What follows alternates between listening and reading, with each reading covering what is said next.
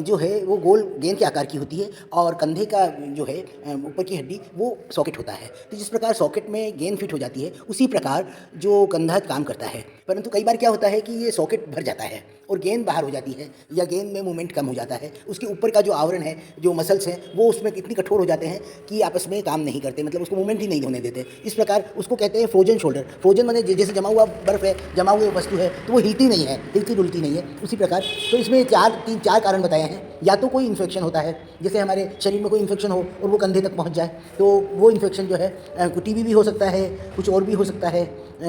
तो उस प्रकार जो है अकड़न बढ़ जाती है, वो अकड़न हो जाती है। दूसरा है जलन और दर्द। जलन और दर्द का कारण है कि थकान हो जाती है या डायबिटीज़ हो जाती है, तो हमारे मतलब फ्रोजन शोल्डर हो जाते हैं। और तीसरा कारण है कि हमारा जो है टिश्यूज़ जो हैं वो उसमें चोट लग जाती है, मतलब कंधे में चोट लग जाए, हड्डी में, सॉकेट में चोट लग जाए, तो भी फ्रोजन शोल्डर हो जाता है। इस प्रकार हमें ये देखना है कि टिश्यूज़ डैमेज हुए या चोट लगी है या हड्डी में कुछ हुआ है, तो दर्द और अकड़न बढ़ जाता है। और ये एक अचानक ही नहीं बढ़ता है। डॉक्टर्स कहते हैं 6 महीने में बढ़ता है, मैं तो कहूँगी 60 बरस में बढ़ता है।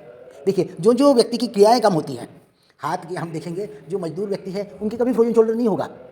जो काम करते हैं हाथ से उनके फ्रोजन शोल्डर नहीं होगा। ये आज के आधुनिक रहन सहन ने हमारे कंधों को जाम कर दिया है। कारण कि हम न कपड़े धोते हैं, न झाड़ू निकालते हैं, न पोछा फेरते हैं और ना ही कुछ हाथ से कार्य करते हैं। इवन मतलब जो है गृहिणियाँ जो है कुछ भी कार्य नहीं करती हाथ से, न खेत में खोदती है, न गार्डनिंग करती है।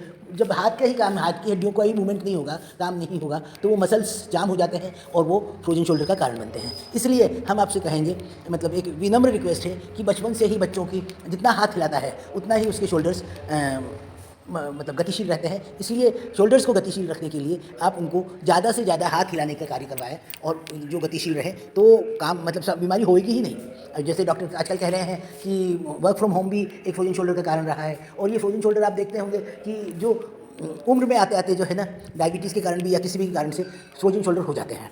और वो आप नहीं होने देने के लिए एक ही है कि सुबह शाम कसरत करिए, हाथों का व्यायाम करिए और खूब क्रियाएं करिए। घर की कामकाज में है जो है, जैसे कपड़े समेटना है, कपड़े समेटने के ऊपर नीचे हाथ करिए, आपका स्वतः ही शोल्डर्स फ्रोजन नहीं रहेंगे।